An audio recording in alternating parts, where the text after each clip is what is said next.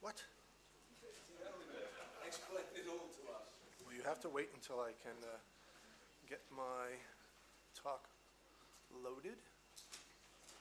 I don't seem to be in this folder. Session 3, right? Ah.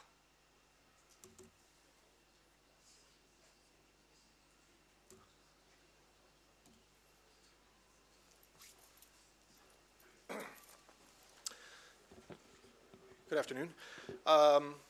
My name is David Remsen. I am not a librarian, nor am I a taxonomist. I worked in a library for 15 years.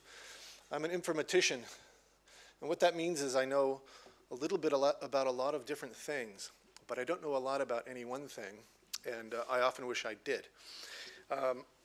What I want to do is I'm going to give you a little bit of context about what GBIF is, the Global Biodiversity Information Facility where I work, and what the sort of vision is behind its inception and the use of the data that's entrained through the network, and then some of the challenges that are presented by the lack of access to resources like Sherborn and some of the other taxonomic and nomenclatural resources that I've already heard mentioned here today. So, starting very broadly, biodiversity informatics, my area, fills a space between traditional bioinformatics, a term that was sort of hijacked very early on by the genomics area, and with a focus on genomes, and eco-informatics, which is focused on much broader scale landscapes and their interaction with the physical world. Biodiversity informatics focuses on individual species, on taxa, their relationship with each other and within the natural world, within larger landscapes, ecosystems, and human systems. And what this means from an informatics standpoint is, I've already heard mentioned here already today, the scope of biodiversity informatics really focuses on pieces of information that are labeled with names. Taxonomy and nomenclature therefore play a very central role with the handling of biodiversity data because as we're seeing with going back all the way to Linnaeus up to even information that's probably being submitted to GenBank today, scientific names annotate all of this information, and it's only through informed use and understanding of how these names relate to one another that we can assemble information around a taxon effectively. So GBIF, the Global Biodiversity Information Facility where I work, has a specific focus within biodiversity informatics in that our scope is restricted to the mobilization, discovery, and use of primary biodiversity data. And primary biodiversity data are the digital text or multimedia data records that detail the instance of an organism, the what, the where, the when, the how, and the by whom of the organism's occurrence and recording. And one major class of biodiversity, of primary biodiversity data, of course, is that which is derived from natural history collections, the sort of information that populates the labels. And a second class of primary biodiversity data originate with observations of species, and there are numerous instances of observational data networks that collect millions of species observations every year. And all these different classes of primary biodiversity information are, of course, typically stored in databases of some sort that are hosted throughout the world, but these are physically sitting on machines, various locations, and these databases may contribute to larger networks, such as the the mammalian manus system for mammalian collection information, or they may act as standalone data access systems, but in most cases, the data are available for access to the internet through a variety of gateways or portals. And what GBIF is a federated network. It is a network of networks. So that, and literally is composed of databases, thousands of different databases located all over the world.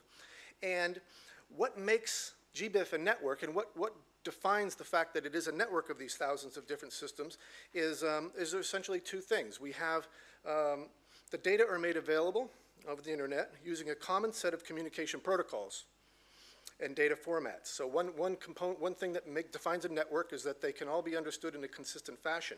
And then the second component is that the network also has a registry, which is essentially simply a list of all the dots on those maps, on the map there, with some sort of an access point, usually a URL. But if you have a list, whatever member is inside that list is in the network. If it's not on the list, it's not a component of the network. And what GBIF does is use the registry and these communication protocols to essentially go through the top of the list and through the different databases and poll each database in the network and retrieve an index of the primary biodiversity data records that are contained there. And the index includes the key taxonomic, geospatial, and provenance elements of the data record. And this allows the data to be visually represented like you see here, for instance, on the map of the Earth. And currently, the GBIF index stands at over 310 million records from over 9,000 different databases. And each of these data records records the name of the taxon. It's usually a species that the record is associated with. It has, and collectively, the total number of scientific names within these 310 million records exceeds over 6 million distinct what are purported to be species names, but which of course far exceed the number of known species. But it's the correct interpretation of this list of names is a real key requirement in enabling effective use of the index that we pull from the world's specimen and observation networks. And the data in the index are made available through the GBIF data portal, which some of you are probably familiar with. But a primary means by which the data are accessed in this network is via some sort of taxonomic organization. Either people put in the name of a species and expect to get information about the species back, or they browse through a taxonomic hierarchy in order to narrow down their search for a particular taxon or taxon group. So before I go into some of the challenges we face, I would like to just tell you some of the uses of this type of data in order to illustrate what the promise is of being able to have this access to this federated data set and illustrate some of the examples that people have used in the past. So in this example, occurrence data from the GBIF network has been geospatially joined with world protected area boundaries to generate a provisional list of species that might be found in that protected area and to illustrate the data distribution summary for that protected area. So the darker the dots, the more species observations or species occurrences are known to occur there. Occurrence data has been combined with IUCN species range maps, both to validate the distribution and identify potential gaps in coverage. So for example, up in the northern portion, you can see there's some references to some occurrences of this cricket frog that are not yet contained in that distribution range map. Species occurrence data is geospatially integrated with additional data types such as climatic data to create an ecological profile for the species. Aquamaps, which is a component of FishBase, uses ecological niche modeling to predict the distribution of marine species. In the example illustrated here, the model outputs projected changes in distribution of a crop species based on different climate change scenarios. So not only are they used to predict current distributions, but can predict future distributions based on these different climatic models. An interesting one that just came up recently is that researchers at Lancaster University have utilized our name data mining tool, similar to Taxon Finder, which was cited earlier, and the occurrence index to extract over 65,000 species names from the US and world patent indexes, and are using them to determine the distribution of species among different countries in order to inform the access and benefits sharing processes that are demanded by developing countries as a component of the Convention on Biological Diversity. So that's to give you an idea of what, in an ideal world, we should be able to try to deliver with this index. But I'd like to present to you some of the challenges that impact effective delivery of information and if they're not treated properly, can turn what is purported to be good science into bad science. But all of these are based on the fact that we try to deliver within GBIF, and users expect to have delivered to them information about taxa that are discrete, comprehensive, and are informed biologically, that they're biologically and taxonomically accurate. So in a federated data environment, for example, specimens may be labeled with different names that refer to the same species. This is one of the reasons why there are so many names in the index relative to the number of species. Here's an example of a pair of nomenclatural synonyms that are initially interpreted as a distinct set of taxa and subsequently result in different occurrence data maps. And you'll notice that some of the points are on the west coast of the US, some are on the east coast. But thanks to having access to Frank Bisbee's life work, the Catalog of Life, and also Daphne's work with the Hexacorallian database, we have access to authoritative synonymized checklists, which if they're properly annotated and interpreted properly by those who use the data, enable data records labeled with different names to be linked to the same taxon. And this can clearly impact the resultant data distribution output and subsequent uses of the data. A challenge for GBIF has been, number one, gaining access to taxonomic authority files. And until recently, the only major taxonomic data source was the Catalog of Life, which is a wonderful resource, but only partially addresses this sort of issue within our network. Ed Dickinson mentioned earlier today the problem with synonymy in birds and their compilations being scattered amongst a range of resources. A consequence of this is illustrated here, where the Catalog of Life provides the correct name for the blue tit, but it doesn't include the original combination of the name as described by Linnaeus. And as a consequence, we actually miss the majority of records when we try to produce a map for that species. Without access to sufficient authoritative taxonomic data, we have been forced to rely on the less accurate classification data that originates in the occurrence data sets from the providers.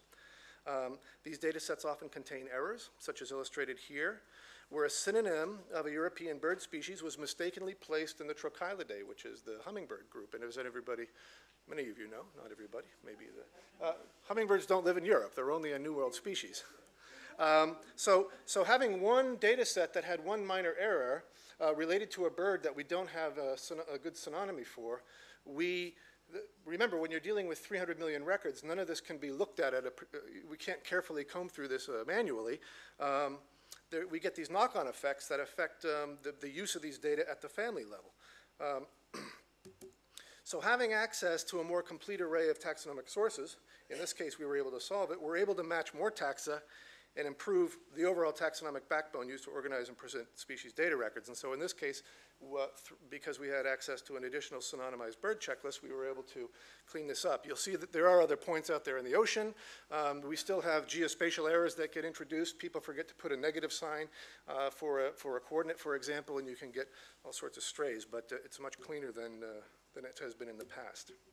Homonyms are a real problem, and the lack of a comprehensive multi-reg nomenclature means that we have no clear indication of the number of homonyms that exist, nor a method for determining which classification for them is accurate. So as a result, in our index, it may provide what is essentially a very confusing array of options for a user. This is a typical case here where the genus Ananthe has been recorded in a number of different classification contexts from different collections. But we lack sufficient external taxonomic resources to reconcile this down to the actual correct number of taxa, of the genera.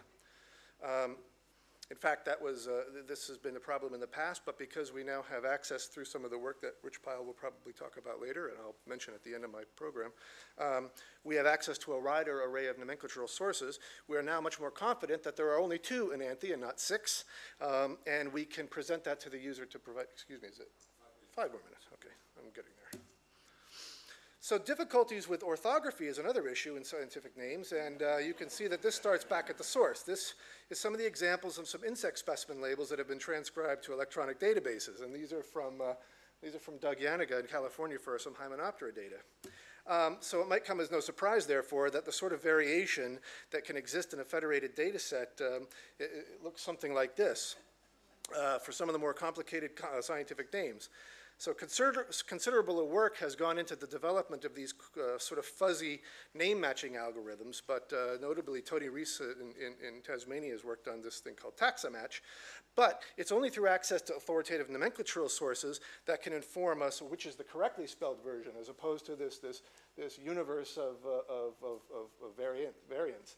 But when we have access to a good nomenclatural dictionary, it makes it much more easy to link these fuzzy matching systems to get to group these things properly. And it's not only misspelled word names that present problems. Orthography and nomenclature present problems beyond this. Since they include authorship and for specific ranks and other notation, you can get a wide range of variation for even a correctly spelled name. And so for a computer, all of these represent different strings that could be different names as far as it's concerned. And this is not atypical at all in a federated data environment where you have different conventions for these different data sets. So taxonomic name parsing services provide a solution for us. They basically atomize names into their component bits, which can be recognized, and then can reassemble the names into simpler forms for comparison so that we can actually try to group these things together properly. And while we're at it, these name parsers, combined with authoritative nomenclatural data, extend the utility of these name parsing services to provide the raw materials for creating specialized taxonomic name dictionaries, which, when combined with software, result in the sort of name mining systems that were cited just a few minutes ago in the BHL presentation, name recognition software, which can rapidly and accurately extract scientific names from large compilations of literature. And used by the BHL. So effective biodiversity informatics really requires taxonomic and nomenclatural authority files, but they also require them to be combined with services that can be utilized by those who are trying to link together and aggregate information about species. And we use classification to organize that information. We need the status, the taxonomic and the nomenclatural status, so that we can perpetuate the proper use of the names and demote the use of names that come into our systems that are improper or invalid or unavailable names. Synonymy, as I mentioned, can be used with some care to group data objects that were otherwise discretely tied to different names. We need information about homonyms to disambiguate the uses of the same name that's spelled for different taxa. And of course, we want the correct orthography for consistency, so we can, in the future, as people are inputting data, they can have a pick list of the correct name and not have to do all this different variation. So at GBIF, we're working today on extending our architectural framework to serve as a contributor to what Rich Pyle will discuss it in a little while about a global names architecture. It's a framework that supports the discovery of and access to a range of nomenclatural and taxonomic resources. To enable the development of a new integrated resources such as a consolidated nomenclatural index that can serve as a core authoritative names dictionary from which different taxonomies may be tied, and to promote the development of name services that enable taxonomy to serve as the core organizational framework for all biodiversity information. So, thank you.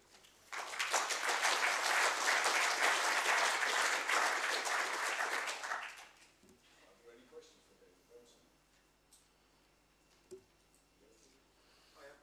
you have any idea what proportion of those 6 million names coming into your aggregation where you're not finding any match with your authoritative taxon names, and what do you do with them?